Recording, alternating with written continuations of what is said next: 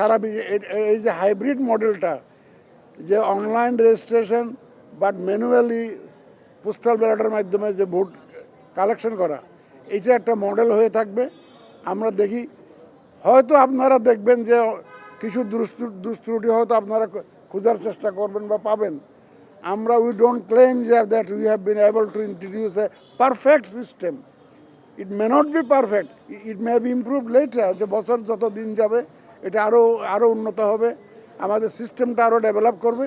আমরা আশা করি ইনশাল্লাহ এটা সবাই মিলে আরও এটাকে উন্নত, আগামীতে যখন ইলেকশন হবে এটা আরও সুন্দর হবে, আরও উন্নততর হবে, আরও কাভারেজ আরও বাড়বে। এই প্রথমবারে আমরা কিন্তু ব্যক্তিগতভাবে আমরা সন্তুষ্ট। আমরা যে টার্গেট করেছিলাম, আমরা যে নিয়ত করেছিলাম, যে ধারণা করেছিলাম, আমরা মোটামুটিভাবে সন্তুষ্ট। আগামী 3 দিনের মধ্যে যদি আরও রেজিস্ট্রেশন হয় তাহলে আমাদের সন্তুষ্টি আর একটু বাড়বে। এই আরও রেজিস্ট্রেশন বাড়ানোর জন্য আপনাদের ভূমিকা আমরা চাই। আপনারা একটু প্রচারণা করেন যাতে সবাই রেজিস্ট্রেশনটা করেন। আমি আজকে আর কথা বলবো না।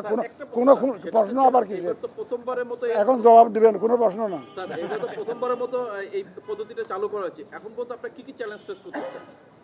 বহু রকমের চ্যালেঞ্জ তো আছে ভাই। এই চ্যালেঞ্জগুলো যাতে অ্যাড্রেস করা যায় প্রপারলি, আমরা তো বহুদিন ধরে তো এক্সারসাইজ করেছি, বহু বিশেষজ্ঞের সাহায্য নিয়েছি, বিভিন্ন বিশ্ববিদ্যালয়ের এক্সপার্টদের সাহায্য নিয়েছি, দেশি বিদেশি আইসিটি কোম্পানিগুলোর সাহায্য নিয়েছি। আমরা আইএফএস থেকে আরম্ভ করে ইউএনডিপি থেকে আরম্ভ করে তাদের কনসালটেন্টদের সাহায্য নিয়েছি। সবাই মিলেই তো আমরা এই সলিউশনটা বের করেছি। এই চ্যালেঞ্জের মধ্যে যেমন একটা এক্সাম্পল দেই, আমি যখন কানাডা গেছি তখন শুনলাম যে কানাডাতে পোস্টাল স্ট্রাইক চলতেছে, পোস্ট অফিস স্ট্রাইক, মাস 1.5 মাস ধরে স্ট্রাইক হবে। তখন আমার মাথা খারাপ হয়ে গেছে। আমি বললাম যে কি এরকম স্ট্রাইক হলে কি হবে, তাহলে তো একটা সমস্যা হতে পারে। আল্লাহর রহমতে কোনো অসুবিধা নাই। যেমন ধরেন চ্যালেঞ্জের মধ্যে যেগুলো হয়, আমাদের যারা অতীতে তো এরকম অভিজ্ঞতা নাই, ধরেন ফর এক্সাম্পল মিডল ইস্টে যারা আছেন তারা প্রপারলি রেজিস্ট্রেশনটা করতে পারতেছিলেন না প্রথম। এখন অনেক সমস্যা সহজ হয়ে আসছে। আমরা ক্লারিফিকেশন দিয়েছি, যেখানে প্রবলেম হয়েছে আমাদের এক্সপার্টরা সেটা অ্যাড্রেস করেছেন। এখানে সাইবার অ্যাটাক হয়েছে, আমাদের এক্সপার্টরা অ্যাড্রেস করেছেন, কোনো অসুবিধা হয় না ইনশাল্লাহ। System is working. এবং আমাদের তরফ থেকে যে ক্লারিফিকেশন দেওয়া হয়েছে এবং এগুলো যাতে ফিক্স করার যে উদ্যোগ নেওয়া হয়েছে, তাতে করে ইনশাল্লাহ সাকসেসফুলি আমরা রেজিস্ট্রেশনটা সম্পন্ন করতে পেরেছি। যত চ্যালেঞ্জই ছিল সেগুলো আমরা অ্যাড্রেস করে এগিয়ে আসছি, এ পর্যন্ত এগিয়ে আসছি। বাকিটাও ইনশাল্লাহ আপনাদের সহযোগিতায় আমরা সম্পন্ন করবো ইনশাল্লাহ।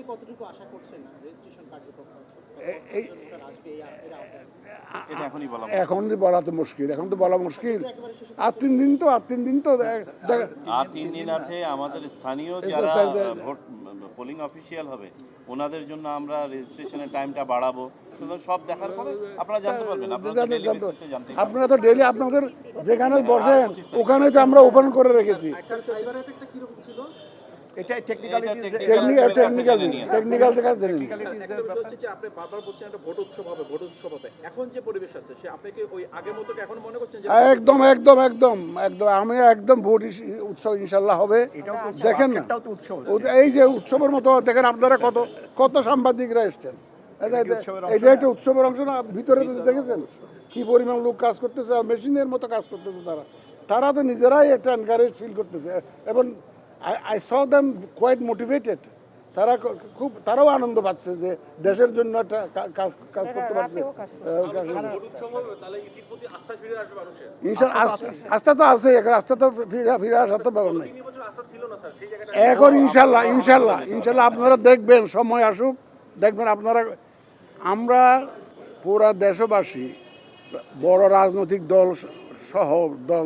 দল সহ সবাই তো ইলেকশন চায়, সবাই দেশের মঙ্গল চায়, ভোটাররাও চায়।